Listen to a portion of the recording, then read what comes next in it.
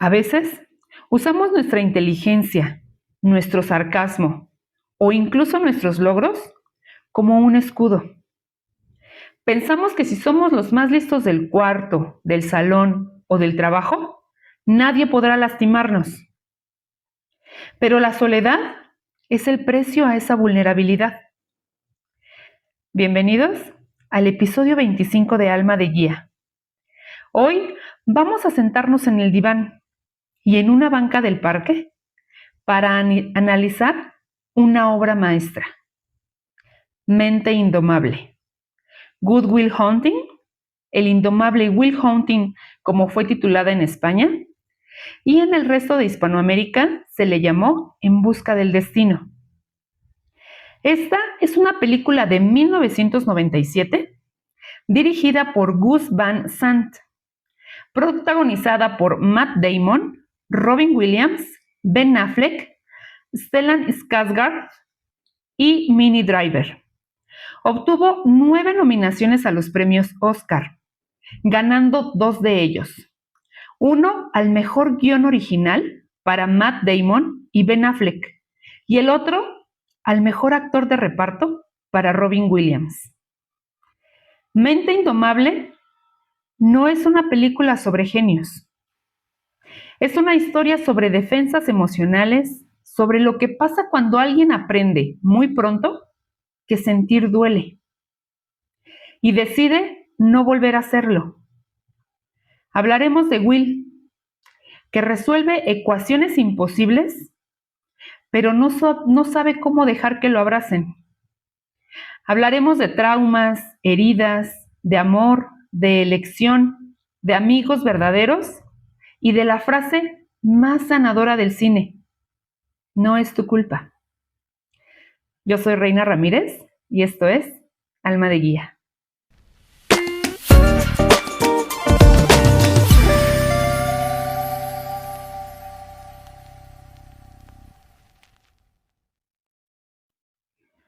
Conozcamos a Will Hunting, interpretado por Matt Damon, un chico huérfano, trabajador de limpieza, que resulta ser un genio matemático, a nivel de Einstein. Pero Will tiene un gran problema. Es agresivo, está todo el tiempo a la defensiva y ataca antes de que lo ataquen. En psicología, Will es el ejemplo perfecto de la intelectualización como mecanismo de defensa, donde una persona se enfrenta a conflictos o emociones dolorosas mediante el pensamiento abstracto y excesivamente lógico, alejándose de los sentimientos que le causan malestar, es decir, una huida hacia la razón. Esto para evitar la angustia emocional. Él lee miles de libros no para aprender, sino para tener municiones. Humilla a los estudiantes de Harvard en los bares para demostrar que él vale más, aunque por dentro se sienta menos. Esto me recuerda a la fábula filosófica de Arthur Schopenhauer, El dilema del erizo. Es una metáfora sobre la dificultad de las emociones humanas. Imaginen 2 erizos en invierno. Tienen frío y quieren juntarse para darse calor. Pero si se acercan mucho, se pican con sus espinas. Así que se alejan y vuelven a tener frío. Will es ese erizo.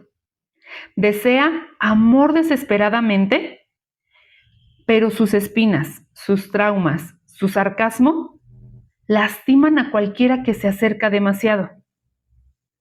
Su lógica es: te rechazo yo primero, antes de que tú descubras que soy un monstruo y me rechaces a mí.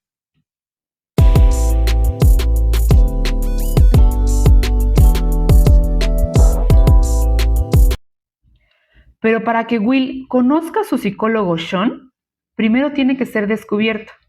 Y aquí entra el profesor Gerard Lambeau, interpretado por Stellan Skarsgård. Recordemos esta escena. Gerard deja un problema matemático imposible de resolver. Esto en el pizarrón del pasillo, como un reto para sus alumnos de élite. Nadie lo resuelve, excepto el conserje. Will lo resuelve en secreto, no por gloria, sino porque para él es tan fácil como respirar.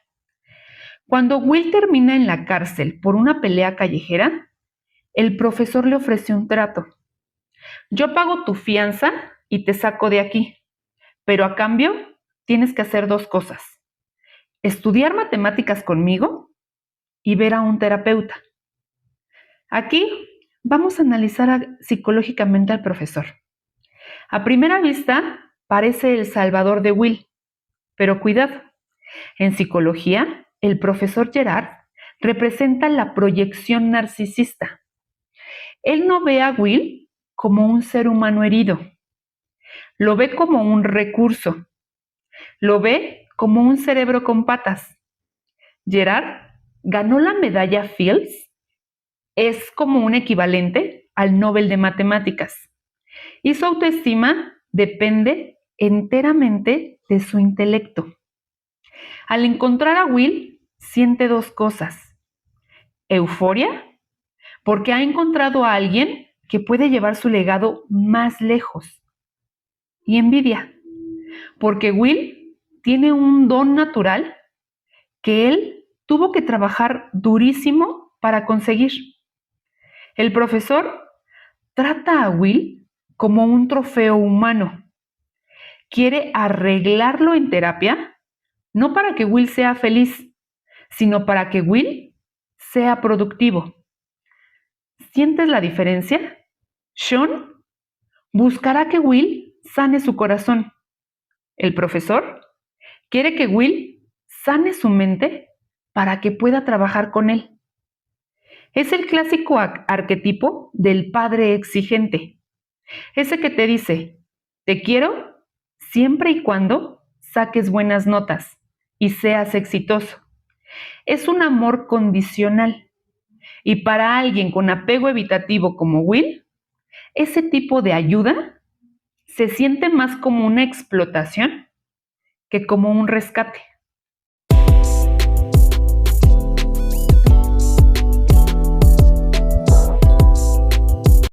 Después de asistir con 5 diferentes terapeutas, ninguno quiere atender a Will porque se burla de ellos, es sarcástico, los insulta. Hasta uno de ellos recurre a la hipnosis, pero nada funciona. Parece prácticamente imposible que alguien pueda dominar la mente de Will. Y aquí entra Sean, Robin Williams, el terapeuta que acepta ver a Will. Hay una escena que es icónica, la escena de la banca en el parque.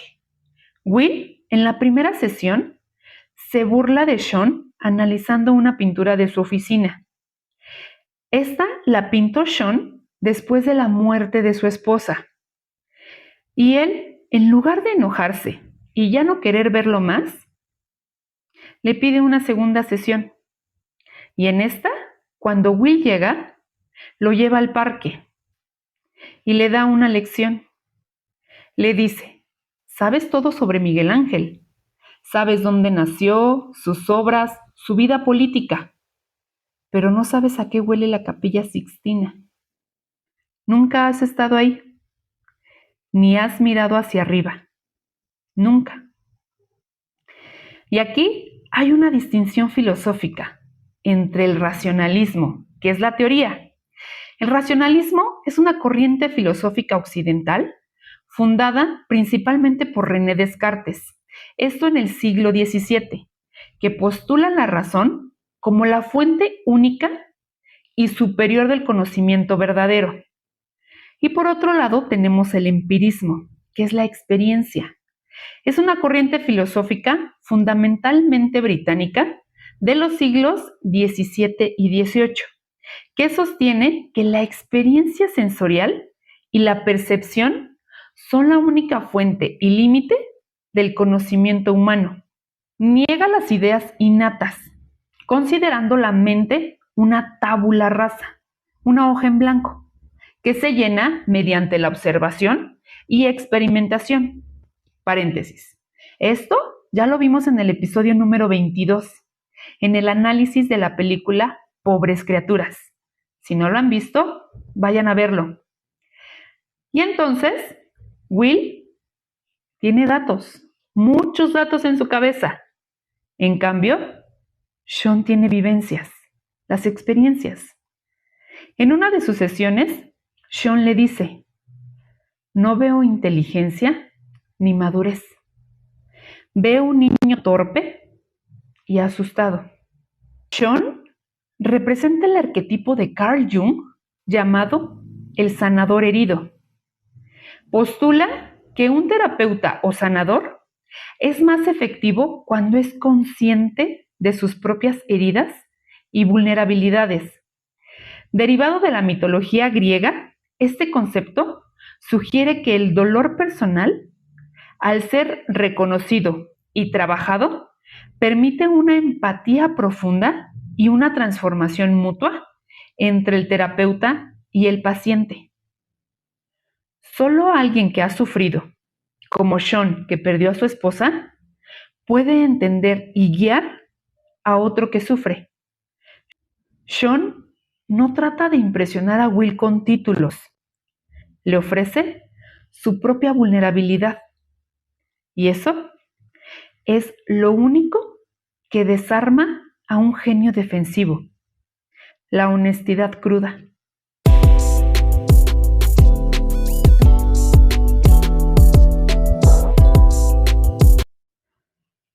Ahora hablemos del amor. Skyler, interpretada por Minnie Driver. Ella se enamora de Will.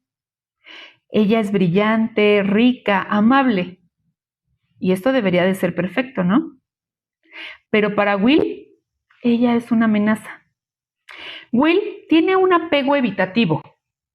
Es un estilo de apego inseguro desarrollado en la infancia cuando los cuidadores no responden de manera consciente a las necesidades emocionales, llevando al niño a suprimir estas emociones y priorizar la autosuficiencia. En adultos se traduce en miedo a la intimidad emocional, alta independencia y evitación de la vulnerabilidad en pareja. Cuando Skyler le dice "te amo" y le pide que se vaya a California con ella, Will explota. Le grita que ella no lo conoce, que cuando descubra su pasado de abuso, lo va a dejar. Prefiere quedarse solo y perfecto en su recuerdo. Esto en vez de arriesgarse a ser real e imperfecto para ella. Y hay una frase que Sean le dice: no eres perfecto. Y esa chica tampoco es perfecta. La pregunta es si son perfectos el uno para el otro. Eso es lo esencial. El amor real no es encontrar a alguien sin fallas. Es encontrar a alguien cuyas rarezas bailen bien con las tuyas. Tenemos que escoger bien quién conocerá nuestras rarezas. Sean le cuenta a Will la historia de cómo conoció y se enamoró de su esposa. Y algo que le impresiona mucho a Will es que Sean prefirió a su esposa en vez de entrar a ver el sexto juego de la Serie Mundial de 1975, que resultó ser un partido extraordinario, histórico e inolvidable. Will le pregunta a Sean si no se arrepiente de haber tomado esa decisión. Y Sean le responde: no lamento los 18 años que pasé junto a Nancy, ni los 6 años que dejé de dar consultas cuando ella enfermó, ni ese último año que pasó realmente grave. Claro que no lamento haberme perdido ese juego, ¿lo entiendes? Y esto va a ser clave para la decisión que va a tomar Will al final.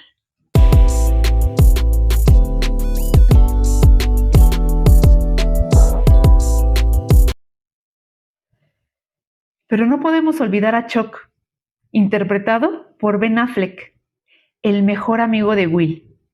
Durante casi toda la película parece el amigo fiestero, pero tiene una escena de sabiduría muy grande. Están en la construcción donde ambos trabajan y Chuck le dice, mira, eres mi mejor amigo y no quiero que malinterpretes esto, pero si dentro de 20 años sigues viviendo aquí, te mataré. Tienes algo único. Has ganado la lotería y tienes miedo de cobrarlo. Y eso no lo acepto. Le confiesa que la mejor parte de su día son los 10 segundos cuando va a recoger a Will a su casa y espera que no salga, que se haya ido sin despedirse porque él quiere que Will salga de ahí y se supere. Esto es amor ágape. Es la forma más elevada de amor, desinteresado, incondicional y abnegado, centrado en procurar el bien del prójimo, sin esperar nada a cambio. A veces, amar a alguien significa querer que se vaya lejos de ti, si eso significa que estará mejor. Chuck sabe que el entorno de Will es pequeño para su alma y está dispuesto a perder a su amigo para que Will gane su vida.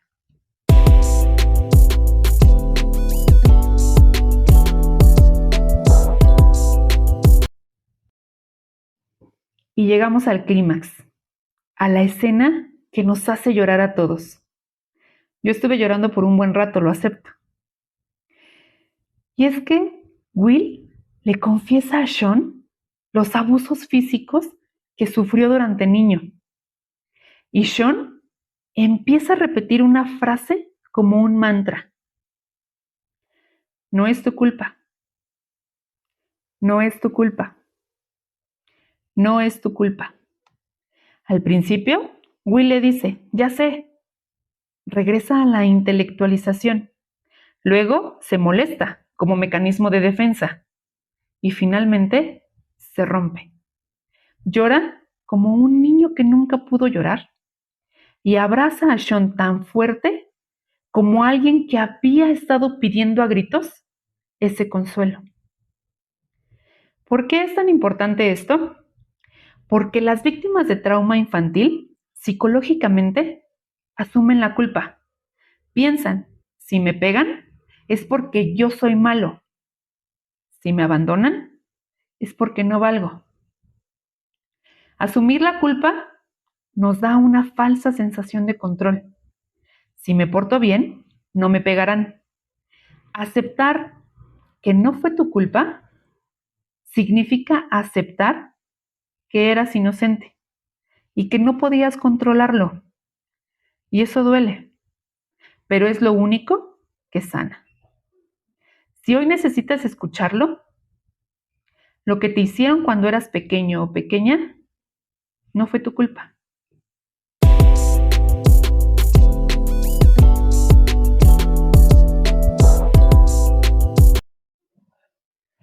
Al final, Will tenía dos opciones.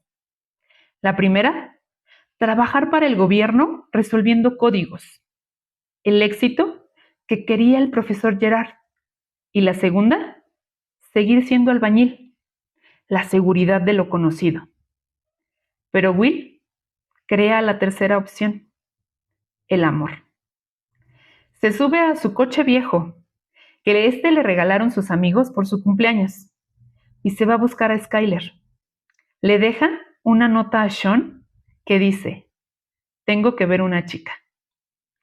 No elige el éxito profesional, no elige la mente, elige la conexión humana, elige el alma. La película termina con el coche en la carretera, un símbolo de libertad. Will ya no huye de su pasado, está manejando hacia su futuro. Gracias por acompañarme. Atrévanse a bajar sus escudos hoy. Atrévanse a ser imperfectos. Yo soy Reina Ramírez. Y recuerda, tu pasado explica tus heridas, pero no define tu destino.